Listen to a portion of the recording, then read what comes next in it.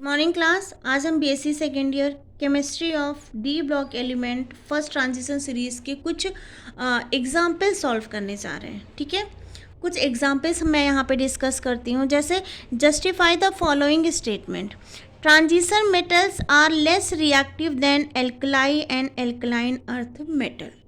जो alkali metal होते हैं और एल्कलाइन अर्थ मेटल, जिसको हम बोलते हैं एस ब्लॉक एलिमेंट, ये इनसे जो डी ब्लॉक के एलिमेंट होते हैं या जो ट्रांजिशन मेटल होते हैं वो लेस रिएक्टिव होते हैं। उसका क्या रीज़न है? Transition metals are less reactive than alkali and alkaline earth metal because first reason होता है transition metals are smaller in size, उनका size small होता है compared to alkaline and alkaline earth metal। and दूसरा reason होता है transition metal have higher ionization energy, जब उनका size छोटा होगा तो उनकी ionization energy भी ज़्यादा होगी और जिसकी वजह से वो कम रिएक्टिव होते हैं। दूसरा होता है copper 2+ is more stable than copper plus. देखो कॉपर 2+, इसका समझते हैं एक बार कॉपी में।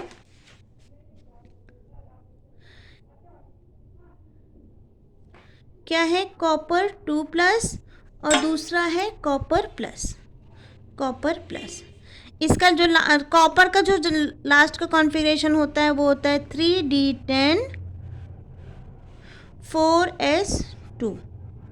ठीक है, अब देखो कॉपर प्लस में अगर हम जाएं तो 4s1 होता है, एक इलेक्ट्रॉन लूज करेगा तो इसका जो कॉन्फ़िगरेशन हो जाएगा 3D10 4s0। कॉपर 2+ में जो होगा वो हो जाएगा 3D9 4s0। ठीक है, क्वेश्चन आपका क्या पूछा है? क्वेश्चन पूछा है copper 2+ is more stable than copper plus. देखो यहाँ पे है an ion carry a higher charge and smaller size is associated with greater lattice and hydration energy, that is why copper 2+ is more stable than copper plus. It is expected on the basis of electronic configuration that copper plus should be more stable। ठीक है, copper plus ज़्यादा more stable होना चाहिए था क्योंकि ये क्या है stable because it has completely filled orbital, but the lattice and hydration energy factor dominate and as a result copper 2+ is more stable. Clear बेटा? होना किसको ज़्यादा स्टेबल चाहिए था? ये स्टेबल होना चाहिए था, लेकिन यहाँ पे इसकी स्टेबिलिटी ज़्यादा है। उसका रीज़न ये है कि ये जो कॉपर 2+ होता है इसकी हाइड्रेशन एनर्जी और जो लैटिस एनर्जी होती है वो ज़्यादा होती है कंपेयर टू दिस। क्लियर? अब आता है what justification is there for classify zinc, cadmium and mercury as transition element. Zinc, cadmium and mercury as transition element, although there are no incomplete d orbital। इन सभी का जो d orbital होता है वो fully field complete होता है। Zinc का 30 होता है तो इसका जो कॉन्फ़िगरेशन होता है वो 3D10 4s2 होता है। ऐसे ही इसका 4D10 हो जाएगा और 5s2 हो जाएगा और इसका 5D10 हो जाएगा और 6s2 हो जाएगा। ठीक है, फुल्ली कंप्लीट d orbital होते हैं। These elements have been retained and transition element for a sake of continuity। Okay, next है element of transition series so common physical and chemical property। तो इसमें क्या होता है? In these elements the number of electron in outer shell remain the same। Outer shell में जैसे 4s electron जो होता है वो सेम होता है सब में, only the penultimate shell is being expected from 8 to 18 by the addition of electron. देखो जैसे स्कैंडियम से लेके जिंक तक की बात करें तो लास्ट में जो 4s में इलेक्ट्रॉन है उसमें तो सभी में 2 इलेक्ट्रॉन होते हैं, सिर्फ क्रोमियम और कॉपर को छोड़ दिया जाए। जो पेनल्टीमेट सेल होते हैं मतलब 3D वाले जो इलेक्ट्रॉन होते हैं वही तो 1 से लेके 10 तक धीरे धीरे फिल होते हैं, तो वही चीज़ इसमें लिखा गया है। Their electronic configuration are not very regular. This is due to reason that energy difference of the electron in n-1 d and ns level are not significant and electron between these level may change position manually. ठीक है, ये अपने आप से क्या कर सकते हैं, पोजीशन को चेंज कर सकते हैं. जिससे कॉपर ने क्या किया है, कॉपर 4s से इलेक्ट्रॉन ले ले रहा है, क्रोमियम भी 4s से इलेक्ट्रॉन ले ले रहा है. Since chemical property depend to greater extent on the number of electron in the outermost shell which remain the same, the variation in chemical property amongst these elements of given period are very small. As is expected they have physical and chemical property in common. इसीलिए इनकी जो physical और chemical property होती है वो क्या हो जाती है, बिल्कुल ऑलमोस्ट कॉमन होती है. नेक्स्ट क्वेश्चन है, 4s subshell is filled prior to 3d but on ionization 4s electrons are removed first. Justify.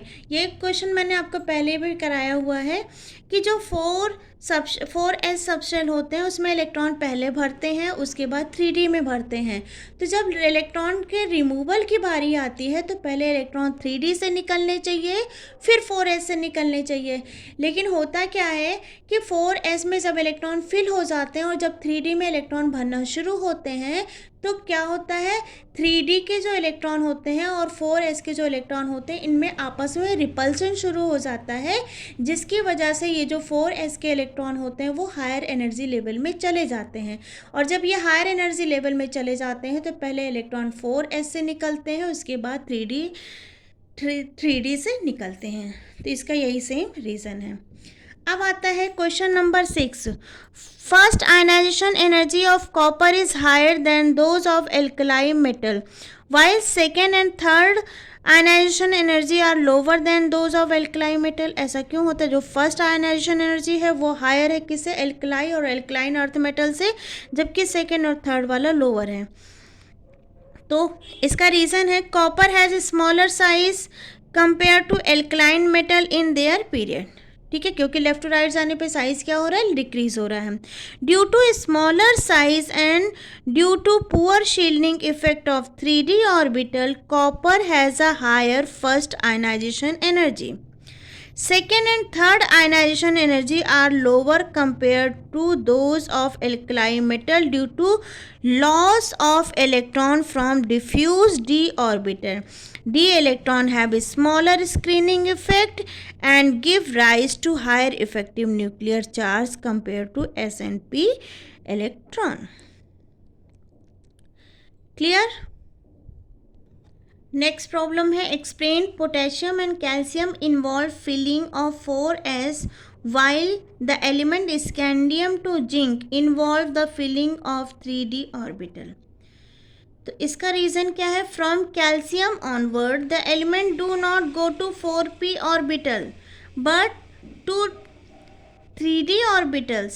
ठीक है, क्या लिखा है, from calcium 20 onwards the electron do not go to 4p orbital. 4p orbital में जाते नहीं हैं, पहले क्या होगा, 4s होगा फिर 3d होता है orbital, but to 3d orbitals. This is because the next in order of energy are 3d orbital and not 4p orbital. This continue up to zinc 30 after which the filling take place in 4p orbital. जब 3d orbitals पूरी तरीके से भर जाते हैं उसके बाद 4p orbitals का नंबर आता है. नेक्स्ट प्रॉब्लम है, mercury is a liquid metal. Mercury liquid क्यों होता है, देखो, there are no vacant D orbital in mercury. Mercury में कोई वैकेंट ऑर्बिटल नहीं होते हैं. There is no possibility of mutual overlapping of unpaired D orbitals. Hence the melting is considerably low and it is a liquid at room temperature. इसके पास कोई unpaired electron नहीं होते तो डीम बहुत अच्छे से ओवरलैपिंग नहीं हो पाती, जिसकी वजह से इनका मेल्टिंग पॉइंट क्या हो जाता है, लो हो जाता है. Transition metals are less electropositive than S block element. Explain.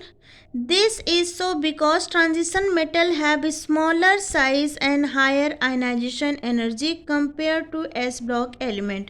High ionization energy implies less electropositive nature. ठीक है, अब आता है copper, silver and gold are typically transition element while zinc, cadmium and mercury are not. Why? अगर हम copper का configuration देखें तो इसका 3d10 4s1 होता है, सिल्वर का 4d10 5s1, गोल्ड का 5d10 6s1 होता है, जिंक का 3d10 4s2, कैडमियम का 4d10 5s2 और मरकरी का 5d10 और 6s2 होता है। ठीक है, अब अगर क्रोमियम से 2 इलेक्ट्रॉन जाएंगे तो ये 3d9 हो गया, सिल्वर से जाएंगे तो ये 10 हो गया, गोल्ड से जाएंगे तो ये 9 हो गया, जिंक से जाएंगे तो ये 10 हो गया, कैडमियम से ये जाएंगे तो 10, मरकरी से जाएंगे तो ये भी क्या है 10 है। ठीक है, as zinc, cadmium, mercury salts have completely filled D orbital. Zinc, cadmium और मरकरी का देखो इनका डी सबशेल क्या होता है, कंप्लीटली फील्ड होता है। They do not reflect typical transition behaviour. In the case of copper and gold, अगर कॉपर और गोल्ड की बात करें, देखो +3 भी दिखा रहा है, +2 भी दिखा रहा है। ठीक है बेटा, there are incomplete D orbital, hence typical transition characteristic. ठीक है, नेक्स्ट है melting point of D block element in a series reach a maximum upon the middle, therefore so a decreases, explain. तो इसमें लिखा है melting point of substance depends upon the atomic size and lattice energy.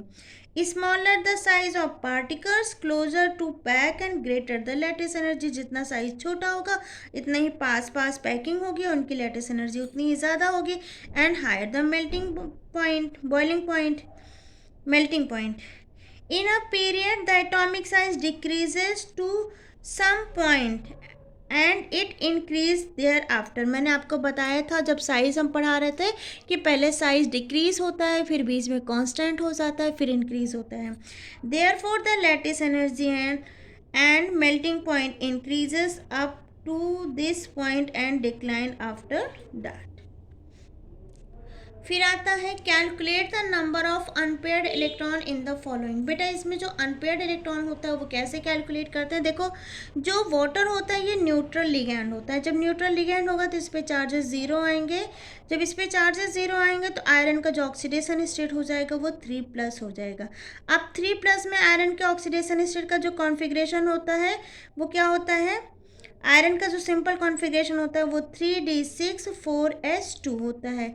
तो 3+ का मतलब 2 electron यहाँ से 1 electron यहाँ से आएंगे तो निकल जाएंगे, तो इसका कॉन्फ़िगरेशन हो जाएगा 3d5।